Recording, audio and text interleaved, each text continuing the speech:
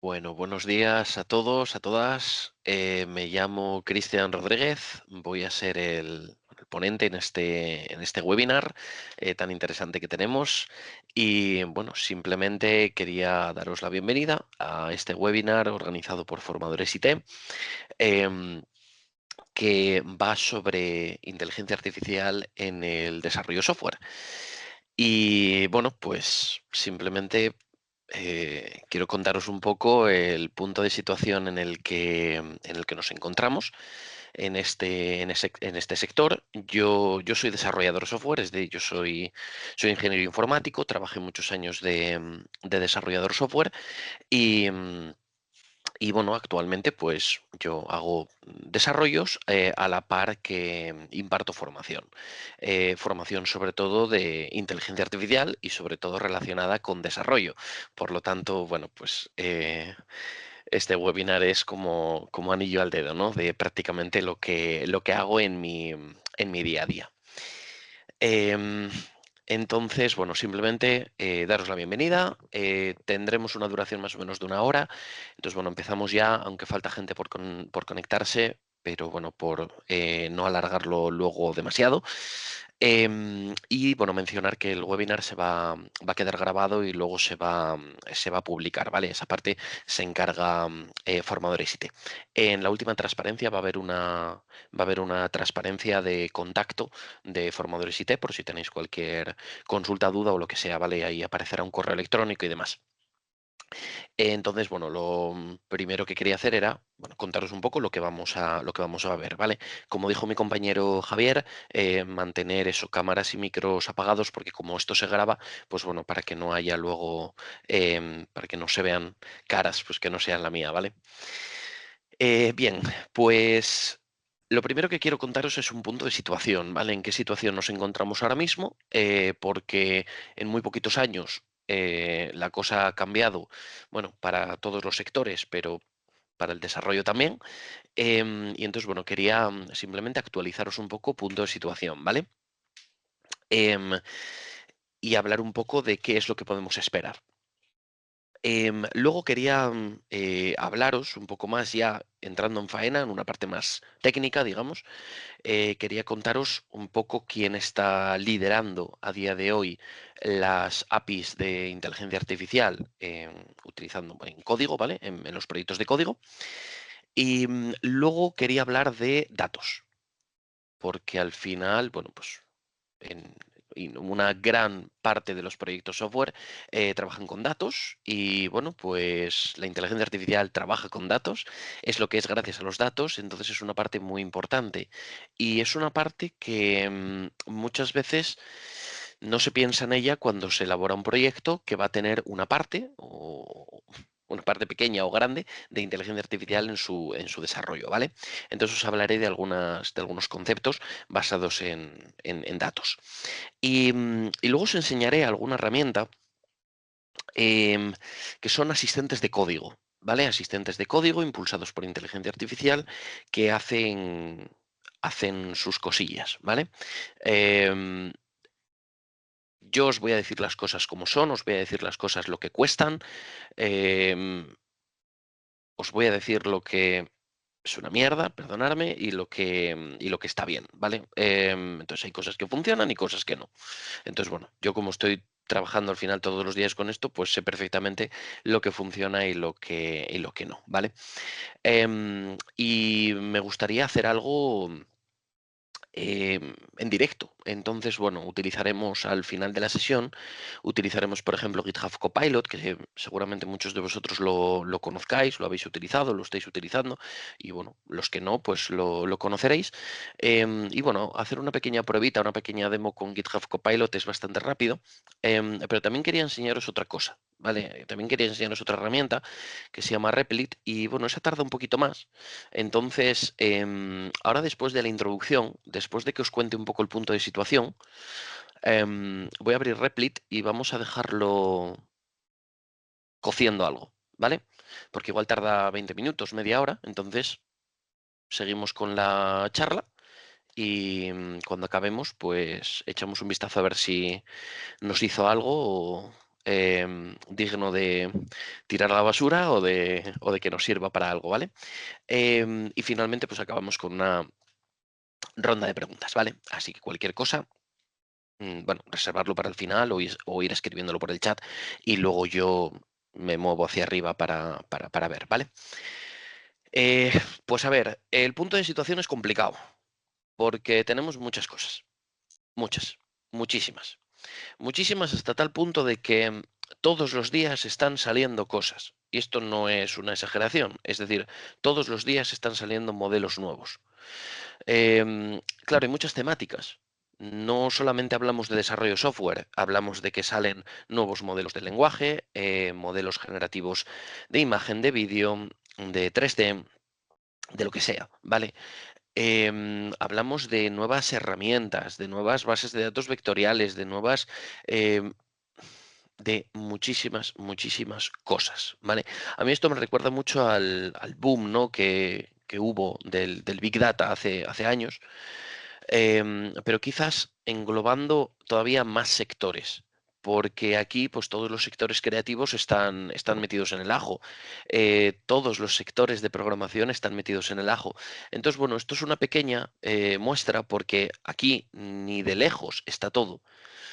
Pero esto es una pequeña muestra de las herramientas, software, plataformas, llamémoslo como sea, relacionados con IA o empresas que están metidas en desarrollo de IA, pues ahora mismo, ¿no? Entonces, bueno, como veis, hay muchísimo. Y fijaros que yo ahora mismo que estoy muy, muy, muy, muy metido en temas de IA, hay meses que se me colapsa la pila de aplicaciones para probar, ¿vale? Entonces, bueno, suelo probar lo que voy encontrando, lo que me van recomendando y me voy quedando con lo mejor, pero por el camino voy descartando muchísimas cosas que están saliendo continuamente, ¿no? Entonces, bueno, esto para que veáis un poco que bueno, creo que la IA vino para quedarse, ¿vale? No es una. Puede ser una moda, como pasa en informática, que al final nos movemos todo por modas, pero bueno, es una moda que está generando mucho negocio, ¿no? Entonces veréis, hay muchos conceptos, muchos, muchos, muchos conceptos que si queréis que si queréis, por ejemplo, una formación de inteligencia artificial, si queréis aprender a utilizar inteligencia artificial de una manera consistente, pues sí que es verdad que hay muchos conceptos que hay que controlar previamente, ¿vale? Esta es esa parte de muchas veces que se dice de teoría en los cursos, ¿no? Que bueno, creo que hay que distinguir teoría de contarte matemáticamente lo que hace una regresión a saber en qué tipo de problemas prácticos tienes que aplicar una regresión, ¿vale? Es decir, creo que son conceptos diferentes. Pero bueno, hay muchos conceptos em, dentro del mundo de la inteligencia artificial que deberíamos de conocer si queremos utilizar inteligencia artificial de manera correcta, ¿vale?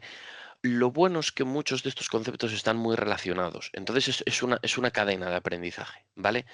Pero sí que es verdad que Mm, y esto lo digo por mí mismo, ¿vale? Porque muchas veces los programadores somos así, somos muy del tira pa'lante, ¿no? Y de tú coge un software y un programa de ejemplo y tira, ¿no? Pero sí que es verdad que si sabemos cómo está funcionando esto por detrás, un mínimo, ¿vale? Ciertos conceptos, em, es mucho más interesante luego cuando lo aplicamos de una manera práctica real, ¿vale? Entonces, bueno, simplemente quiero que tengáis en cuenta que si, bien sea por vuestra cuenta, por lo que sea, ¿vale? Como si os vais a un vídeo de YouTube, me da igual, pero hay ciertos conceptos clave, algunos de ellos pues los tengo plasmados en esta transparencia, que hay que entender, ¿vale? Yo algunos de estos conceptos los voy a explicar, digamos, a lo largo de esta presentación, ¿vale? No obstante, prefiero irme a la práctica y como os dije, vamos a hacer una cosa. Veréis, voy a abrir por aquí una herramienta. Esto es porque tarda, ¿vale? Si no, os lo mostraría al final, pero bueno, o os mostraría alguna de las aplicaciones que tengo por ahí hechas, pero em, quería quería que hiciéramos algo en directo, ¿vale? Entonces, bueno, esto es una plataforma de desarrollo, un asistente, ¿vale? Un asistente software, pero con inteligencia artificial, ¿vale? Un agente, que ahora llaman. Entonces, luego os explicaré bien y os digo precios y todo esto, pero le voy a pegar unas instrucciones. Son unas instrucciones que tampoco os penséis que es la leche, ¿eh? ¿Vale? No os penséis que es un documento de requisitos formal de una aplicación. Es una página y media, ¿vale? Que no hice yo, por cierto, me lo hizo ChatGPT. Quiero una aplicación web de gestión de proyectos y tareas para una empresa. Bla, bla, bla, bla, bla, bla, bla, bla, rollo, listado de proyectos, de usuarios. Vale. Em, bueno, eso, ¿vale? Que veis que no es un listado de requisitos al uso súper formal de 80 páginas, que sería lo ideal, ¿eh? Vale, dale caña. Vale. Darme un segundo a ver si me va a preguntar algo aquí al principio y si no, a esto se pone a trabajar. Vale, perfecto. Pues me lo dejo por aquí. Vale. Es que os lo digo porque igual tarda 20 minutos, media hora, una cosa así, y mientras pues seguimos avanzando, ¿vale? Vale. Nosotros, cuando hablamos de aplicar inteligencia artificial a un desarrollo software, podemos hacerlo de muchísimas maneras. Y está desde utilizar la IA para desarrollar, ¿vale? Que es estas herramientas que os voy a enseñar al final, o está el desarrollar con inteligencia artificial. Es decir, yo estoy haciendo mi desarrollo y integro partes de ese desarrollo con inteligencia artificial. Es decir, partes de ese desarrollo van a utilizar modelos, algoritmos de inteligencia artificial. ¿Qué tipo de algoritmos? Pues tenemos de todo. Tenemos algoritmos de generación de texto. Lo típico de ChatGPT, que nos genera texto, bueno, que nos entiende y nos genera texto. Vale, esos son los modelos del lenguaje. Entonces nos puede generar texto. Tenemos generadores de imágenes, generadores de modelos 3D, generadores de vídeo, generadores de audio, generadores de... Bueno, esto es inteligencia artificial generativa, tenemos generadores de lo que queráis, ¿vale? Y entonces nosotros podemos implementar esos generadores dentro de nuestro código. Vale, ¿cuál suele ser la forma más habitual de implementar eso? Pues a través de APIs, ¿vale? Porque sí, hay modelos de inteligencia artificial que son locales, que nosotros podríamos descargar en nuestro ordenador y utilizar en nuestro ordenador, en nuestro servidor. Pero por lo general, esos modelos son muy pesados, consumen mucho computacionalmente. Necesitaríamos de un servidor muy potente, muy especializado para lograr eso. Por lo tanto, aunque eso es una opción, ¿vale? Es decir, utilizar inteligencia artificial en local, lo normal suele ser aplicar inteligencia artificial vía API, es decir, consumir servicios que están en la nube, que ya están ahí, ¿vale? Que están en sus servidores especializados y que yo simplemente los consumo. Evidentemente, pagando, ¿vale? Pero bueno, en la mayoría de los casos los costes son bastante ínfimos. Y precisamente os voy a hablar de la API de OpenAI. OpenAI es la empresa que hay detrás de ChatGPT, ¿vale? Que es la empresa que ahora mismo pues, está siendo un poco pionera en todo lo que son modelos de inteligencia artificial. No en todos, de todos los sectores, ¿vale? Si nos vamos a imágenes, nos tenemos que ir, pues yo que sé, a Midjourney o nos tenemos que ir a Gemini de Google, o bueno, pero sí que como modelos del lenguaje, seguramente todos conocéis ChatGPT, ¿vale? Bueno, pues es porque ChatGPT se hizo el más famoso porque, aparte de ser uno de los primeros que apareció, sí que es verdad que son los que más están innovando en sus modelos. Em, y sí, ahora mismo hay muchísima competencia y mañana sale uno que es mejor que GPT-5, que es el modelo que usa ahora ChatGPT. Vale, sí. Pero pasado mañana, pues estos lo vuelven a superar y pasado mañana viene otro y, bueno, están ahora mismo en esta guerra, ¿vale? Pero a modo de punta de lanza, de ver las novedades, de ver los últimos avances, OpenAI suele ir siempre un paso por delante.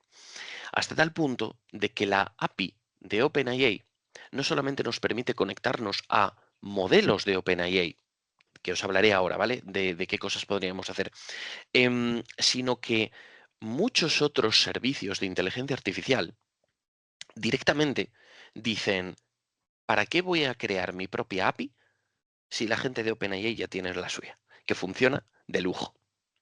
Y entonces nosotros, pues si queremos utilizar, por ejemplo, pues yo qué sé, Mistral, que es un modelo de lenguaje francés que funciona también muy bien, que es open source, si nosotros queremos usar Mistral, no vamos a usar una API que nos proporcione Mistral, vamos a usar la API de OpenAI, ¿vale? Porque han hecho una API que es muy consistente y entonces simplemente en vez de poner la dirección de el modelo de OpenAI, vamos a poner la dirección de un modelo de Mistral o de los chinos de DeepSeek o de lo que sea, ¿vale? Entonces, la API de OpenAI es básicamente el eje central sobre el cual nos tenemos que apoyar si lo que buscamos es un desarrollo software donde determinadas partes de nuestro código vamos a querer implementar modelos de inteligencia artificial, ¿vale? Ahora entramos un segundo en la web y os cuento un poquito, pero simplemente me está haciendo aquí una pregunta Replit. Me está diciendo que qué quiero, si un diseño así rápido que va a tardar 5 o 10 minutos, em, o que me construya la aplicación completa.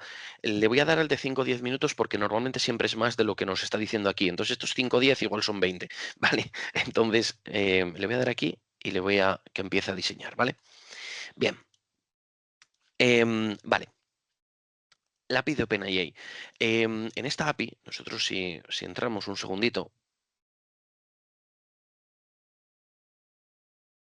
¿vale? Cuando nosotros entramos aquí, claro, vemos disponible, bueno, lo primero para varios lenguajes de programación. Aquí os tengo que dar una advertencia. La API de OpenAI, ellos de manera oficial dan soporte a Python y JavaScript, y sí que hay como de forma no oficial, pero son ellos, para más lenguajes, ¿vale? Como por ejemplo Java.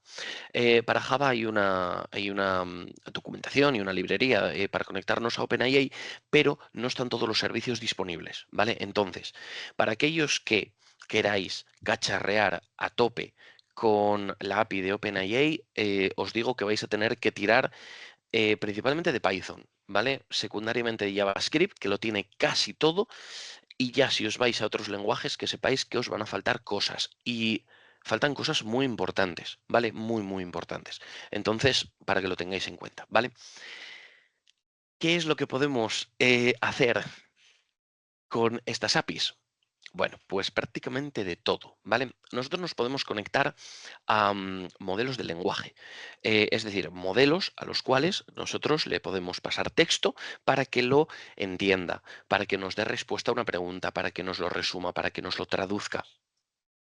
Básicamente lo que hacemos con ChatGPT, pues lo mismo, ¿vale? Tenemos modelos a los cuales podemos invocar para que nos generen imágenes, modelos para que nos traduzcan o para que nos transcriban audio.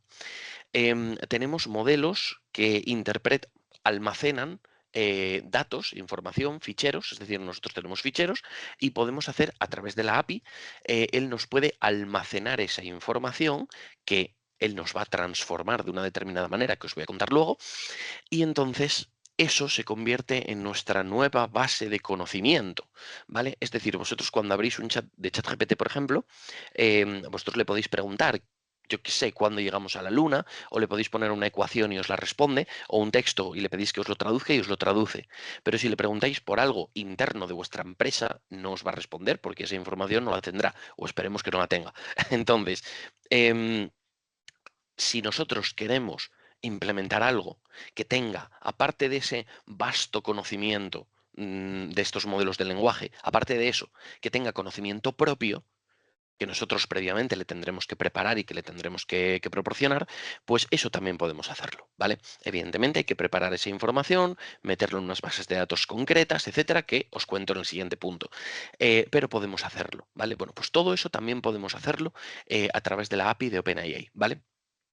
Es decir, básicamente a través de la API tenemos servicios suficientes como para hacer prácticamente cualquier cosa, ¿vale? Tiene hasta generador de vídeo, con ciertas limitaciones, pero bueno, búsqueda por internet, investigación profunda, que es una investigación que tarda mucho, él busca en un mogollón de fuentes por internet y entonces rastrea de manera muy profunda la información para darnos una respuesta. Bueno, hay de todo.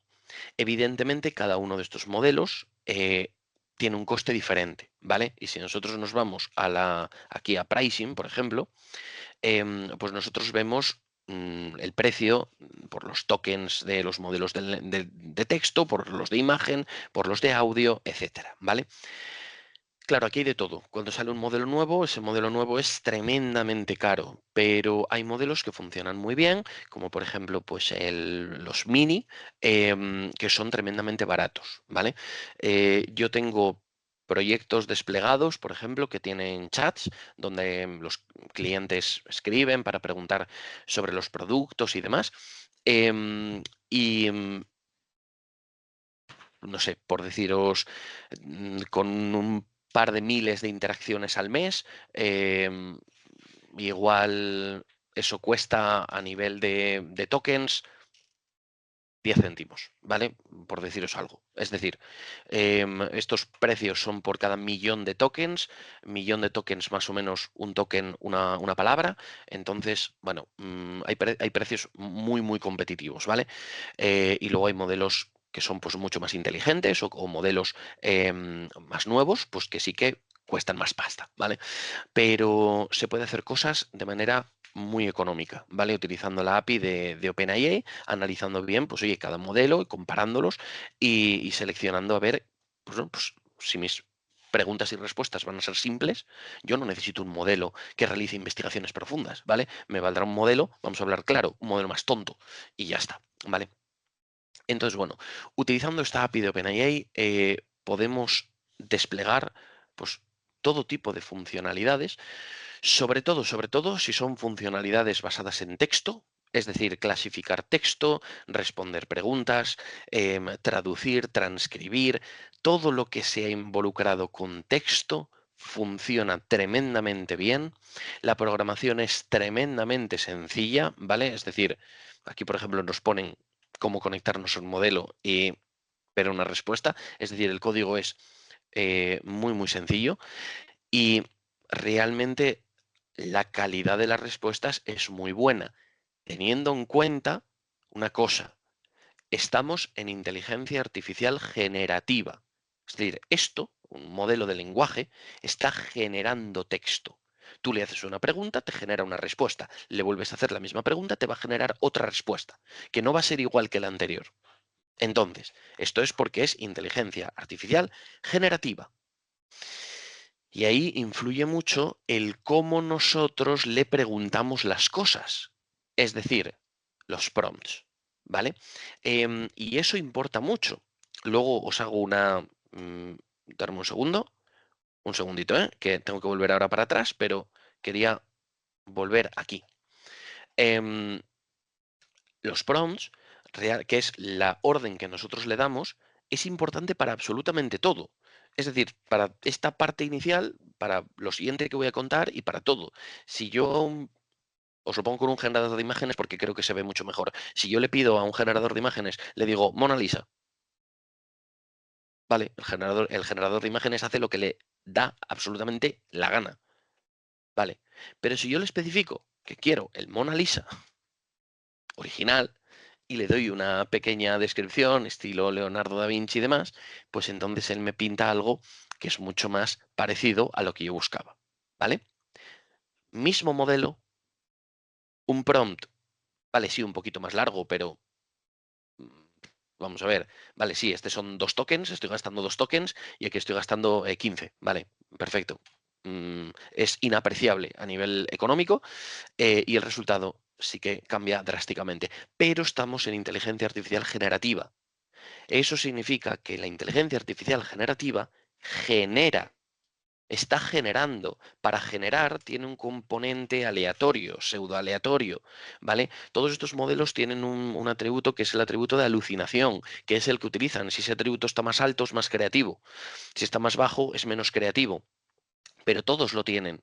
Eso significa que las respuestas siempre van a ser generadas y por lo tanto siempre va a haber un índice de fallo.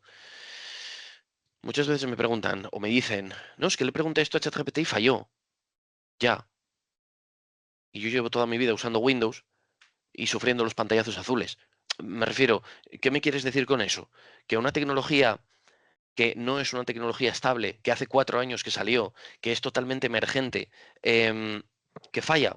Sí, claro, pero es que falla y va a seguir fallando porque estamos en inteligencia artificial generativa. Es decir, va a ser una generación aleatoria.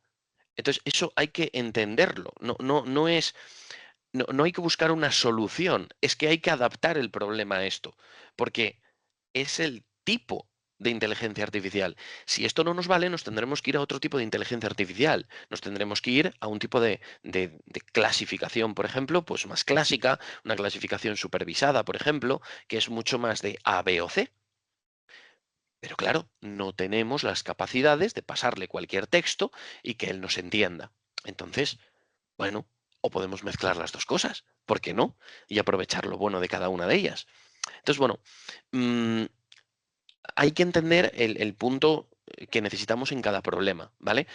Yo trabajo mucho en el sector sanitario, hay veces donde no se puede permitir ningún tipo de error y no se utiliza inteligencia artificial generativa. Se utiliza una inteligencia artificial más clásica, un machine learning de manual, donde se aplica una clasificación estándar y donde está todo muchísimo más controlado. Vale, pues perfecto. Y en cambio, si tú lo que tienes es un chatbot, porque vas a hablar con el cliente te va a hablar con emojis. Y es así, no te va a escribir palabras humanas, te va a poner emojis para poder preguntarte cosas. Entonces, tendrás que tener algo que lo entienda, ¿vale? Entonces, depende mucho del objetivo, ¿vale? Del desarrollo que tengamos, ¿vale? Dicho esto, em, claro, nosotros podemos tener un desarrollo y podemos, a nuestro desarrollo, a nuestro proyecto, le podemos implementar capacidades de inteligencia artificial, ¿vale? Oye, entiéndeme este texto, tradúceme esto, clasifícame esto, perfecto.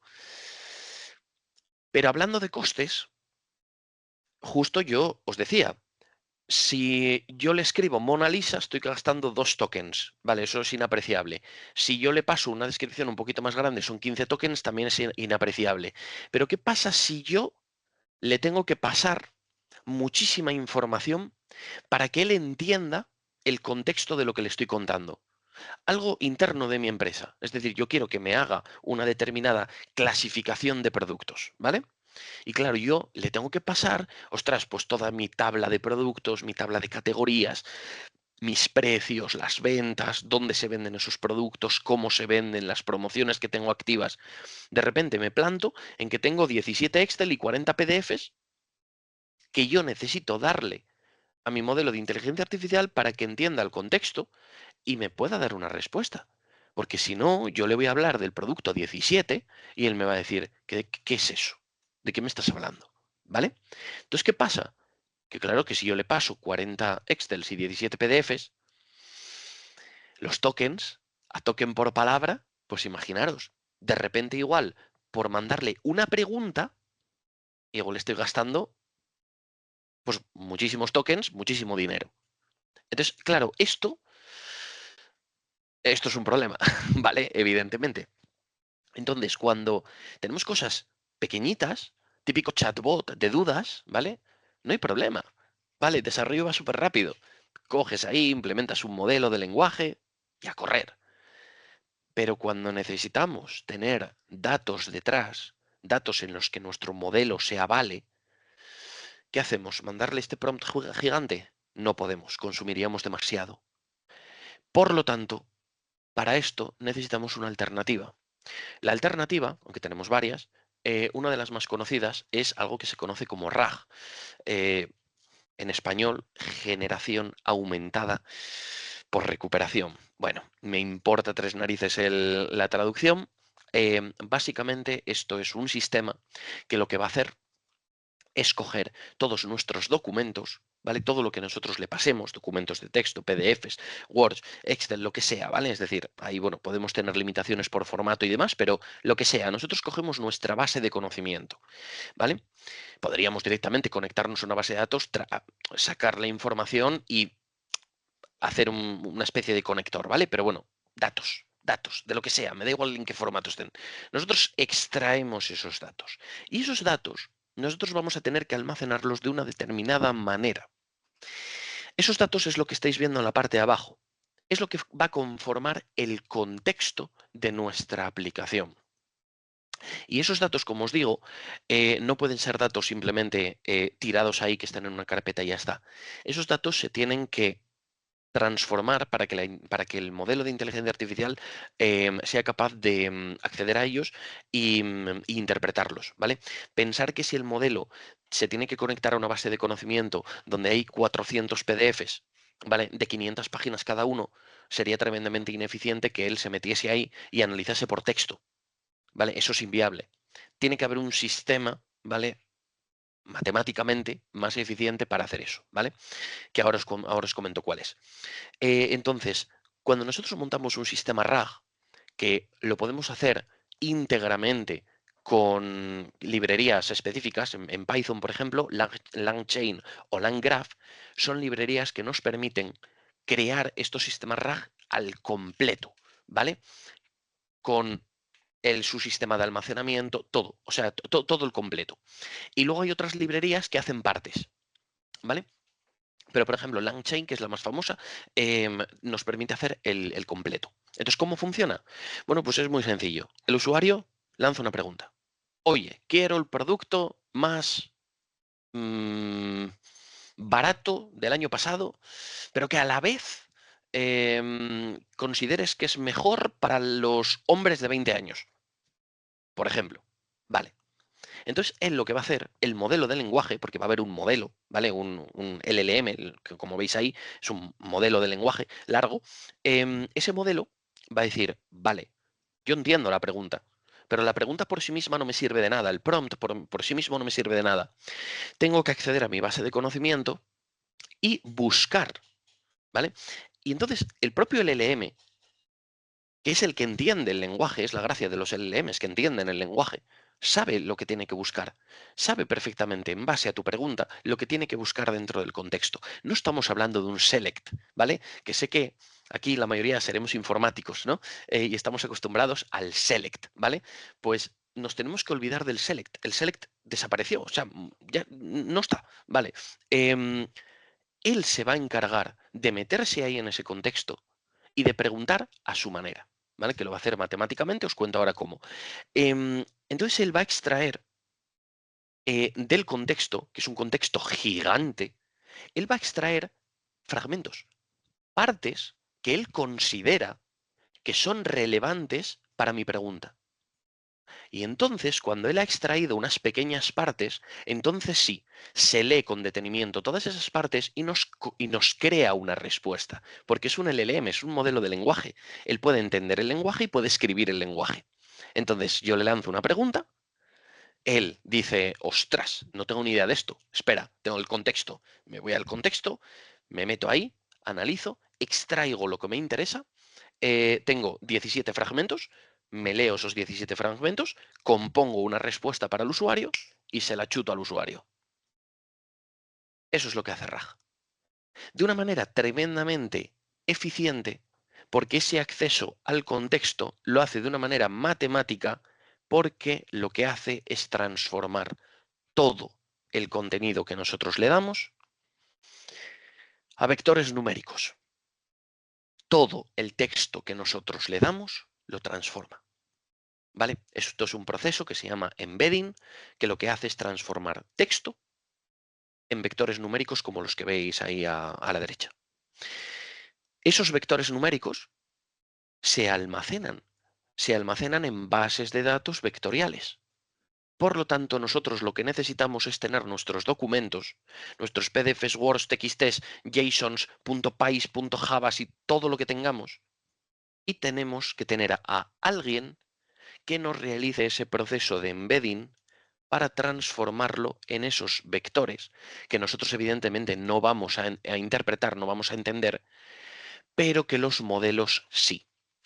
Porque los modelos lo que hacen es buscar similitud matemática. Es decir, ellos lo plasman en un mapa 3D y buscan similitud matemática. Realizan el producto cartesiano de esta movida y entonces matemáticamente saben qué fragmento de texto tiene más similitud con otro. Y esto funciona realmente bien, y es tremendamente rápido. Entonces tenemos bases de datos vectoriales, es decir, igual que tenemos bases de datos SQL y bases de datos no SQL, tenemos bases de datos vectoriales como Chroma, por ejemplo, o Milbus, que son bases de datos open source, gratuitas, o Pinecone, que es de pago. Pero bueno, estas tres son como las más famosas, ¿vale? Yo, por ejemplo, la que uso masivamente es Chroma. ChromaDB es la que más utilizo. Em, y acabas teniendo todos tus datos en una base de datos y nuestro sistema RAG accede a esa base de datos, extrae las similitudes más probables y analiza únicamente esa información. Es como si hiciéramos un select muy, muy, muy filtrado para obtener como una tabla de resultados con, aunque no sea exactamente la respuesta, pero más o menos donde 10 registros donde está la respuesta, ¿vale? Y sobre esos 10 registros, él se los lee, los estudia y nos da la respuesta final, ¿vale? Porque no trabaja con exactitud, trabaja con similitud, ¿vale? Con índices de similitud. Bueno, pues esto nosotros podemos hacerlo manualmente o podemos utilizarlo, podemos hacerlo todo dentro del ecosistema de OpenAI. Es decir, vosotros, sin saliros de OpenAI, podéis hacer todo esto.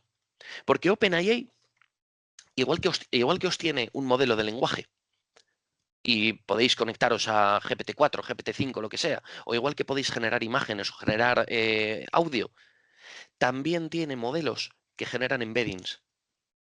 También podéis pasarle documentos. Os hablo desde código, o sea, vía API todo. También nosotros podemos pasarle documentos, se procesa con su modelo de embeddings, que, bueno, OpenAI tiene un par de ellos. El más famoso, Text Embedding ADA 002. Un nombre fantástico y súper comercial. Entonces, con ese modelo, él transforma todos nuestros documentos a vectores y OpenAI tiene su propia base de datos vectorial. Es decir, nosotros, sin salirnos del ecosistema OpenAI, podríamos hacer cualquier tipo de proyecto. Evidentemente, es todo de coste. El modelo de embeddings pues tiene un coste. El almacenamiento tiene un coste por día y giga almacenado. Es decir, evidentemente todo tiene un coste, ¿vale? Entonces, eso es sin salirnos del ecosistema de OpenAI, pero evidentemente tenemos más alternativas, ¿vale? Google, por ejemplo, pues también tiene una API con un montón de recursos em, que se podría utilizar, o podríamos buscar formas con mm, modelos open source o modelos gratuitos y, por ejemplo, almacenar pues, nuestra propia base de datos en local y, bueno, pues no incurrir en ese coste. Es decir, tenemos muchas configuraciones posibles, ¿vale? Para empezar, si estáis empezando, yo os recomiendo que por el coste es decir, vais a estar cacharreando un mes y vais a gastar 20 euros, ¿vale? O sea que no es dinero para cacharrear.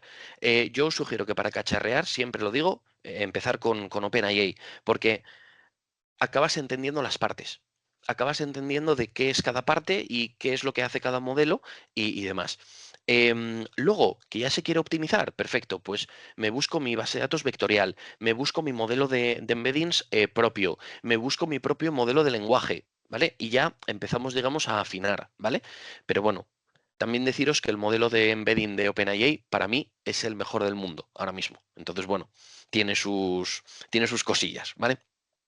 Entonces, fijaros que con esto Perdón, perdón, que quería ir arriba. Aquí, perdón. Con esto, nosotros podemos construir un proyecto completo con todas las partes del proyecto.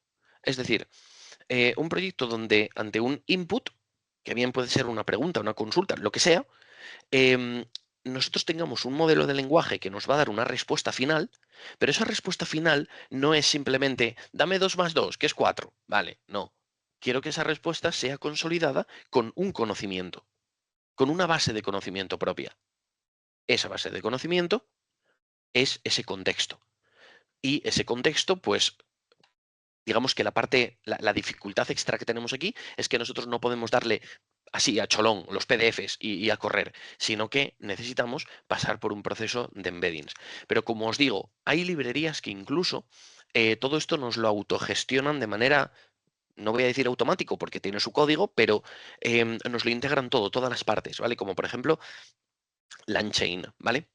O cosas incluso más avanzadas como Crew AI, que os lo he puesto también en ese POSIT de ahí, que es para hacer cosas todavía más grandes cuando tenemos varios proyectos RAG independientes que queramos que en algún momento se interconecten entre sí y haya algún tipo de secuencia entre ellos, ¿vale?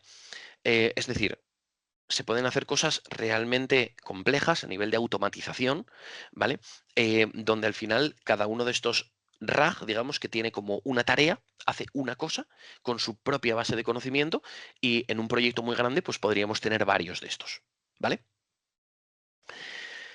Bien, dicho esto, todo lo que os he mencionado hasta ahora es con el prisma de que nosotros estemos picando el código, ¿vale? Es decir, de que nosotros abramos nuestro entorno y estemos ahí escribiendo y nosotros nos conectemos a la API de OpenAI y escribamos el código y demás. Vale, pero podemos seguir haciendo eso con un poco de ayuda, ¿vale? Al principio de la charla os dije que podíamos utilizar inteligencia artificial en este caso para dos cosas. Una, utilizar inteligencia artificial dentro de nuestro proyecto, ¿vale? Como un recurso, una funcionalidad de nuestro proyecto que sea utilizar IA. Otra forma de utilizar IA en desarrollo de software es que nos ayude a desarrollar, ¿vale? Y para eso está lo que ahora está como súper de moda, el término vibe coding, ¿vale? Que estoy seguro de que vende muchísimo, que básicamente es que tenemos un asistente. Es decir, tenemos un programa el cual yo le pueda pedir las cosas con lenguaje natural, oye, quiero que me programes esto, y que él te lo programe, ¿vale? Em, yo para mí son complementarios estas cosas que os estoy diciendo. Es decir, para mí tener una herramienta de vibe coding me puede servir para ayudarme a arrancar el programa. Luego yo puedo seguir programando y puedo meter mano yo donde quiera y tocar y demás y en determinado momento, oye, pues arréglame esto o amplíame esto o lo que sea, ¿vale? Es decir, em, veo estas dos áreas, ¿no? Para mí son complementarias para mí, ¿no? Lo que pasa es que, bueno, puedes no utilizar esto y simplemente, oye, yo programo a mano y programo mi API a OpenAI y mi algoritmo y se acabó, ¿vale? Pero, consejo, estas herramientas, al igual que hace 3 años no valían para nada, hace 2 años, ya, hace un año ya eran bastante interesantes y ahora son muy interesantes, ¿vale? Entonces, dentro de estas herramientas de vibe coding os puedo mencionar algunas, ¿vale? Pero advertencia, ¿vale? Esto no es magia de momento, ¿vale? No esperéis que vayáis a escribir ahí una parida y os vaya a dar el software listo, ¿vale? Porque no. Al igual que no creo que ninguno de nosotros programemos ahí del tirón una parida y de repente funciona a la perfección, ¿vale? Entonces hay que ser realistas. Em, es un recurso. Es un recurso. Si lo interpretáis así, creo que le podéis sacar mucho más jugo del que le podría sacar una persona que no tiene conocimientos de programación y utiliza una herramienta de este tipo y sí, le programa algo, pero no tiene ni idea de lo que está pasando, ¿vale? Entonces partimos de la base de que creo que estas herramientas son muy interesantes si sabemos programar, ¿vale? Porque sabemos cuándo se le está yendo la olla, ¿vale? Y podemos ver si está haciendo algo que está totalmente fuera de bolos. Y entonces decir, para, vamos a replantearlo de otra manera, ¿vale? Si no tienes ni idea de programación, pues lo que te dé, pues te la vas a comer y se acabó, ¿no? Entonces, de los prompts ya os hablé antes, entonces os comento cuáles son ahora mismo las 4 herramientas asistentes de programación, de vibe coding, agentes de inteligencia artificial que asisten a nivel de código más famosos, ¿vale? Tenemos GitHub Copilot, tenemos Tabnine, Replit y Codeium. Yo os voy a hablar de 2. Os voy a hablar de GitHub Copilot y de Replit. Por lo tanto, ya sabéis cuál es mi filtro, ¿vale? Yo he trabajado con las 4. Os menciono las 4 porque son las más conocidas, las que más actualizaciones están teniendo, pero para mí GitHub Copilot y Replit son las mejores, ¿vale? Y son bastante diferentes entre sí. Y ahora mismo las vamos a abrir y vamos a ver un poco las capacidades, ¿vale? Os menciono precios, por ejemplo, para que os hagáis una idea. Mirad, GitHub Copilot se puede coger por 10 euros por usuario y mes. Bueno, 10 euros o 10 dólares, no recuerdo ahora exactamente. Eh, y me parece que son 100 si coges el año entero. Es decir, es un precio ridículo, ¿vale? Replit tiene truco. A ver, si entramos aquí en Replit a los precios, veis que tiene aquí como un paquete de 20 dólares y un paquete de 35, ¿vale? Yo os cuento lo bueno y lo malo. Em, Replit, vosotros mismos vais a juzgar lo que sale como resultado, ¿vale? Pero yo os cuento, estos precios, tanto en el paquete este Replit Core o como se llame, Teams, lo que sea, estos precios los vais a consumir con la primera aplicación que hagáis, ¿vale? O con la primera prueba que hagáis. Entonces, luego se van pagando como paquetes extra, ¿vale? Vale, si hablamos de desarrollar una aplicación, yo he llegado a desarrollar webs completas, completa, ¿eh? Con todo, o sea, finiquitada, con su batería de pruebas, con su análisis de seguridad, con todo, absolutamente todo, y me gastaría como unos 200 euros o por ahí, más o menos, en paquetes de actualización. Vale, esto yo entiendo que para el particular, si lo pensamos desde el prisma particular, dices, joder, 200 euros. Yo lo pienso desde el prisma de que yo soy desarrollador, pero yo tengo mi empresa, yo presupuesto esto. Cuando yo antes decía, ¿cuánto tiempo me va a llevar esto? Esto me va a llevar un mes, ¿vale? Pues calculo las horas y presupuesto. Bueno, pues un mes de desarrollo es dinero. Ahora ese mes de desarrollo lo hago en un día y gasto aproximadamente unos 200 euros. Entonces creo que el coste cambia bastante, ¿vale? Em, entonces, bueno, es un poco la trampa de los precios de Replit, ¿vale? Que veis ahí esos precios tan baratos y dices, ¡buah! De maravilla, pero no os va a dar ni de coña. Es decir, en cuanto empecéis a hacer cositas, vamos, lo agotáis, pero en plan en una hora. En una hora se os agota y tenéis que ir comprando paquetes de tokens, ¿vale? Aún así, bueno, en fin. Vale, son muy diferentes estas herramientas, ¿vale? Replit es una herramienta de vibe coding al uso. En Replit podríamos desarrollar una aplicación sin llegar a saber el lenguaje de programación que hay debajo.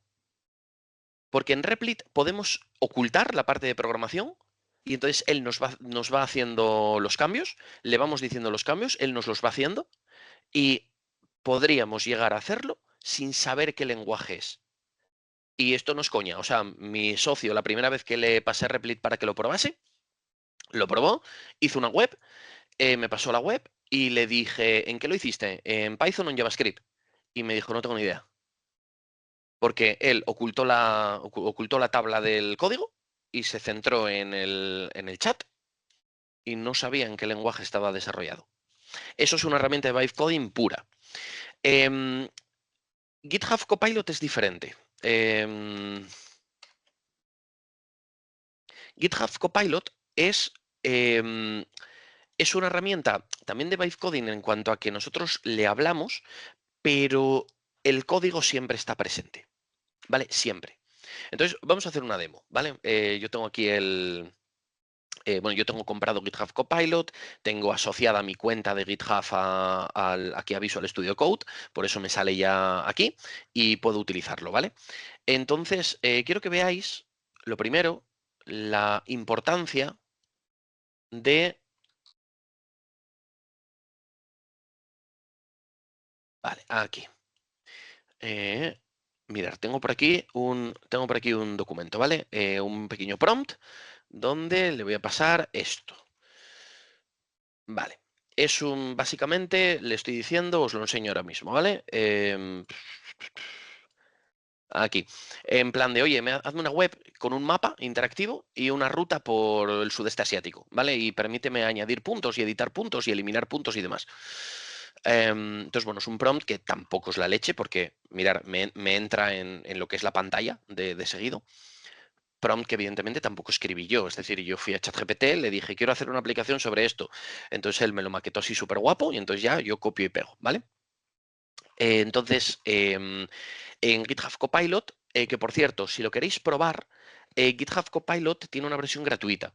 Lo que pasa es que tiene modelos limitados, es decir, modelos que no son tan inteligentes, y si tiene que hacer cosas así como encadenadas, os va preguntando todo el tiempo, ¿vale? Yo con la de pago tengo el modo agente que digamos que él toma decisiones por sí mismo. Y entonces él si tiene que crear un documento o dos o tres o cinco, él lo hace sobre la marcha, ¿vale? No me está molestando todo el rato, digamos, ¿vale? Entonces, bueno, él me está aquí creando un index HTML, un fichero CSS, un fichero JavaScript, me está creando el MD también con la documentación. No tengo ni idea de dónde me lo está creando, la verdad. Vale, creo que en una carpeta en el escritorio. Bueno, vale. Bueno, ahora lo abrimos cuando termine, ¿vale? Em, GitHub Copilot es bastante rápido, pero GitHub Copilot está orientado a... Yo aquí digamos, iniciando el proyecto, ¿vale? Pero GitHub Copilot también me funciona muy bien cuando bueno, para iniciar el proyecto, luego yo continúo, pero luego para hacer, por ejemplo, modificaciones sobre el proyecto, ¿vale? Es decir, em, funciona muy bien porque él tiene como contexto todo nuestro proyecto, todos los ficheros, y entonces pequeñas modificaciones de estas que muchas veces es, claro, que tenéis que cambiar en el modelo de vista, en el modelo controlador, en la base de datos y demás, que un pequeño cambio implica cambiar código, por ejemplo, en 10 ficheros, pues esos cambios es totalmente ágil y es muy quirúrgico, es decir, cambia únicamente donde tiene que cambiar. Esto, por ejemplo, hace un año no os lo decía.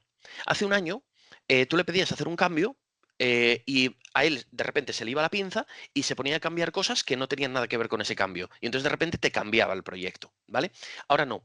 Ahora funciona mucho mejor en este aspecto y es mucho más quirúrgico. Es decir, ahora va mucho más al grano. En ese aspecto ha mejorado bastante. En cuestión de un año, eso ha mejorado bastante, bastante, bastante. Eso no significa que yo ahora, cuando esto acabe, yo igual ejecuto esto y no funciona. Es decir, pero vale, no funciona.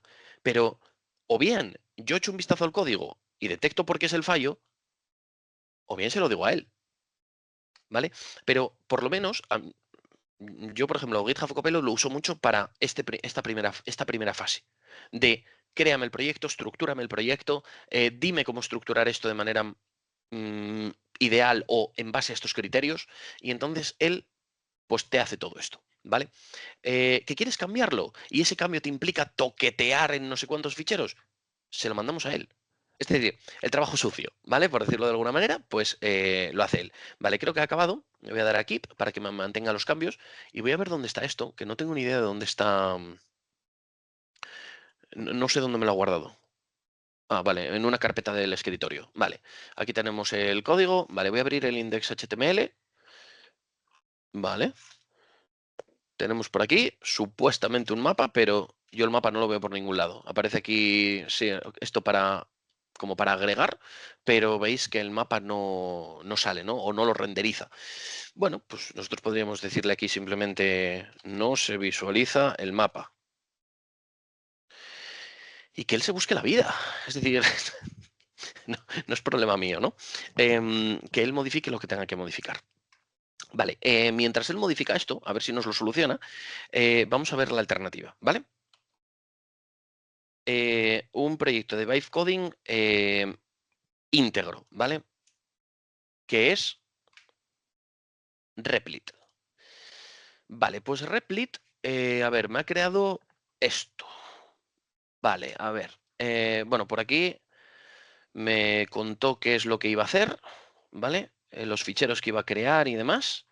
Estuvo un rato por aquí. Tardó 32 minutos. No, perdón, hace 32 minutos. O sea que no tardó demasiado. Tardó 6 minutos, ¿vale? Y mira, me pone el coste el coste en tokens, que es decir, este coste entra dentro del paquete que tengas contratado, ¿vale? Pero bueno, él te lo dice. Ha gastado un dólar 34 en crear esto. Vale, pues básicamente tengo aquí un dashboard con proyectos activos, tareas pendientes en progreso, vale, tareas vencidas porque hay por aquí prioridades, fechas, vale, proyectos. Vale, gestionar todos los proyectos. Tengo aquí un buscador, tengo aquí diferentes proyectos, ¿vale? Puedo crear un nuevo proyecto. Bueno, puedo ver si esto funciona, ¿vale? Crear proyecto. No sé si lo habrá creado. No, porque creo que lo llamé X. Empleados. Tenemos por aquí empleados. ¿Vale? Tenemos un formulario también para nuevos empleados. ¿Vale? No le dije nada en la descripción, no le dije nada de la base de datos. Por lo tanto, no sé si ha creado algo. ¿Vale? No sé si habrá creado algo o simplemente... No, lo debe estar guardando en local, ¿vale? Sí, mirar, en ficheros. Está guardando la información en ficheros. Esto es porque yo no le dije nada, ¿eh? Replit tiene de forma nativa PostgreSQL instalado. Entonces, si le decimos que nos instale una base de datos, nos monta una base de datos en Postgres. Vale. Em, yo sobre esto, es decir, esto es una preview, ¿vale? Acordaos que me preguntaba si quería la aplicación completa o la preview. Entonces, él me ha programado la preview solamente, ¿vale? Me imagino que por eso solamente me ha puesto dashboard, proyectos y empleados y como que, bueno, pues no hacen clic y demás, pero ese es el preview. Yo a partir de aquí le puedo decir, vale, pues continúa o espera y hazme estos cambios, ¿vale? Luego yo esta aplicación, aparte de poder modificarla cuando quiera. Yo aquí en el chat, yo puedo decirle todas las veces que quiera las modificaciones que quiera y demás.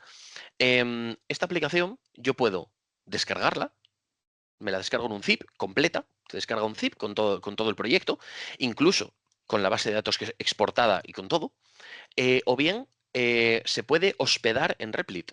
Replit tiene un servicio de hospedaje donde directamente, si lo que estamos desarrollando, por ejemplo, es una web, que es un poco en lo que se focalizan, simplemente puedes decir, una vez que la acabes, dices, vale, pues ya está. Simplemente le puedes vincular un hosting propio, ¿vale? O sea, un www punto lo que sea, o sea, un dominio propio, perdón. Em, y ya está. Y entonces está hospedada, el almacenamiento está en Replit y puedes configurarle tú un hosting. Tienen problemillas ahí tengo problemas con el HTTP y HTTPS, ¿vale? Tienen ahí un lío con las redirecciones y ese tema bueno, que me trae de cabeza. Pero sobre todo porque esta semana han actualizado Replit y han sacado una movida que se llama Agent 3, que es un agente que es como mucho más autónomo. En plan de que tú, si le das un listado de requisitos muy, muy, muy, muy, muy, muy completo, tú le das a desarrollame la aplicación entera y él lo hace todo. Pero cuando digo que lo hace todo, es que él, una vez que acaba, hace su batería de pruebas, hace su batería de auditoría de seguridad, y hace una auditoría de usabilidad. Es decir, él clica, va por ahí y hace clic en los sitios y comprueba y dice, estoy pinchando aquí y no hace nada. Y entonces él coge y vuelve al código y lo corrige y vuelve a iterar. Entonces hay veces que, claro, una funcionalidad completa de esas puede tardar, bueno, de hecho te aparece un mensaje y te dice que puede llegar a tardar muchas horas y que eso que te puede incurrir en un gasto muy grande.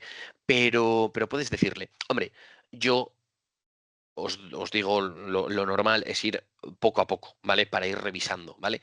Por ejemplo, si esto que era la preview, que es lo que a mí me dijo que hacían 5 o 10 minutos, si a mí esto me interesa, es decir, me gusta, pues entonces yo le digo, vale, seguimos trabajando sobre esto, ¿vale? Si no, pues yo lo cancelo. ¿Vale? Aquí ya, ¿vale? O le digo, mira, es que no me gusta el estilo, quiero que me cambies los colores, quiero que Y entonces él ya no sigue en esta línea, ¿vale? Simplemente vuelvo un segundo a GitHub Copilot, voy a ver si de esta... a ver, ¿dónde tengo el...? Por aquí, a ver. Anda, mira, ya tenemos un mapa, ¿vale? Entonces, bueno, esto es lo que me generó GitHub Copilot, ¿vale? Con la pequeña actualización que me hizo. No sé por qué fue, ¿vale? Me dice por aquí, a ver. em, pues modificó el index, modificó el style, no sé, ha modificado un montón de cosas, ¿vale? Me lo leería para saber qué es lo que falló, pero bueno, ya veis, aquí tengo el itinerario, puedo borrar puntos, puedo editar puntos, puedo añadir, pues no sé, a ver, si meto Manila, pues mira, funciona, ¿vale? Me mete ahí, me mete Manila, ¿vale? Entonces, bueno, mirad, tengo aquí un claro oscuro del mapa, o sea, me refiero, mm, está bien para ser algo que me acaba de generar no sé, 5 minutos, ¿vale? Em, entonces, bueno, son herramientas muy diferentes, ¿vale? GitHub Copilot está mucho más pensada para tener eso, un mayor control del código, ¿vale? Que tengamos un mayor control sobre el código, sobre lo que está pasando. Replit es, no quiero decir que sea una caja negra, pero Replit a veces es em, brutal porque crea unas infraestructuras tan grandes del proyecto, hace tantas cosas que mm, es mucho más difícil de seguir, ¿vale? GitHub Copilot es como mucho más iterativo, por decirlo de alguna manera. Entonces, bueno, fijaros que son herramientas que nos sirven para más o menos lo mismo, son asistentes de código, pero que trabajan de manera muy diferente, ¿vale? Entonces, bueno, eh, no sé qué opináis, pero bueno, a mí me parecen muy interesantes, ¿vale? Os dejo en esta última transparencia, ¿vale? Para que sepáis que hay un máster sobre esto, ¿vale? Sobre inteligencia artificial aplicada a desarrollo, eh, hecho por mí, en este caso, bueno, por mí y por varios de mis socios, em, que donde al final contamos, pues bueno, todas estas cosas y bueno, muchas más cosas, ¿vale? Es decir, es un curso muy completo y bueno, el webinar también era un poco para dar visibilidad un poco a estas cosas y por parte de Formadores IT, pues para los que estáis aquí hoy, tenéis ahí un código de descuento que os lo dejo ahí en pantalla, ¿vale?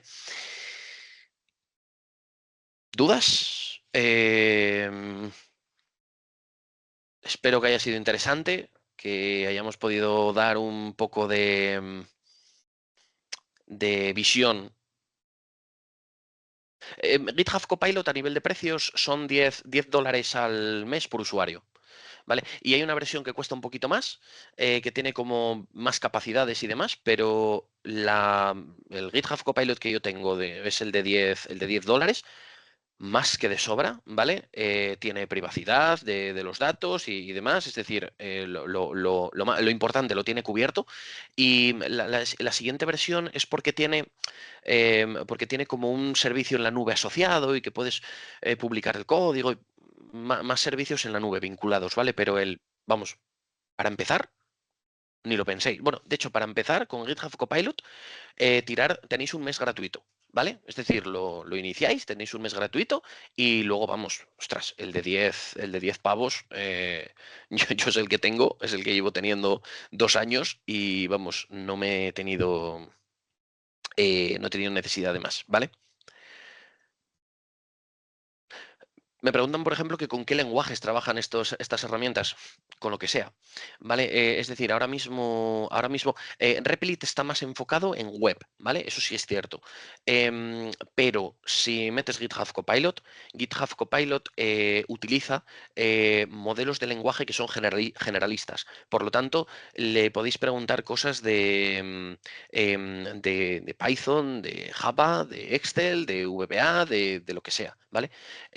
Pero si, por ejemplo, que me preguntéis concretamente por Excel y VBA, ahí os recomiendo GitHub Copilot. Y GitHub Copilot lo podéis integrar no solamente en Visual Studio Code, es decir, está en un montón de entornos de desarrollo.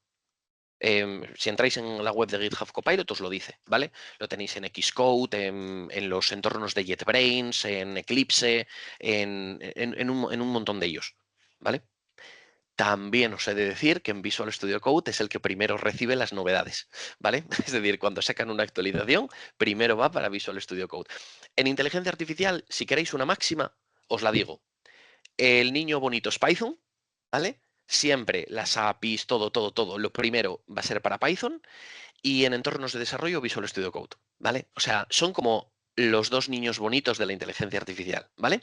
Los que están en palmitas. Al resto llegan las cosas, pero siempre un poquito más tarde, ¿vale?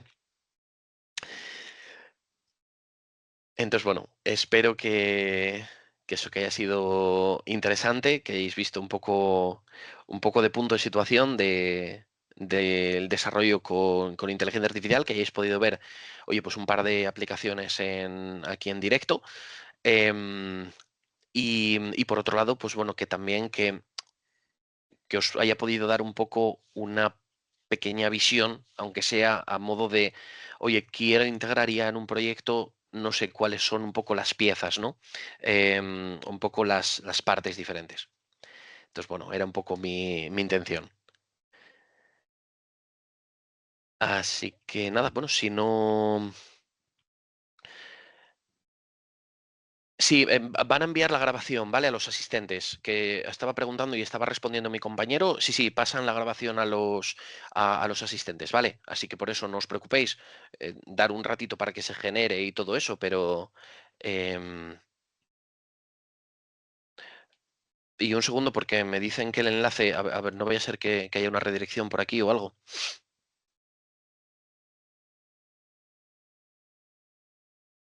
Correcto, correcto, correcto. No es el enlace correcto, pero os lo modifico yo la presentación antes de enviarla, ¿vale?